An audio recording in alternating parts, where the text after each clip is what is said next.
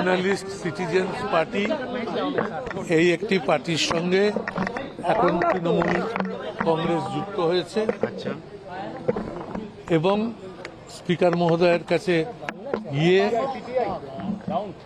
সই স্বাক্ষর সহ আবেদনপত্র জমা দেওয়া হয়েছে। এরপর লোকসভা খুলবে 30 জুলাই।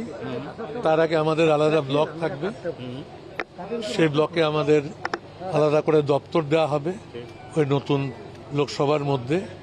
তারপরে আরও একটি যে তৃণমূল কংগ্রেসের নামে আবার যে যাদের উপস্থিতি দেখা যাবে, তখন দুই পক্ষের মধ্যে কোনটা আসল তৃণমূল তা নিয়ে একটা আদালতে যাওয়া হবে এবং সেখান থেকে যা নির্ধারিত হবে সেটাকে মেনে নেওয়া হবে। যদি আদালতে অভিষেক বন্দ্যোপাধ্যায়দের তৃণমূলকে স্বীকৃত তৃণমূল করে দেওয়া হয়, আপনারা কি এনসিপিআই এর অংশ হিসেবে কাজ করবেন? যদি পিসিমার গোপ হয় তাহলে বাবারা 3 ভাই হয়।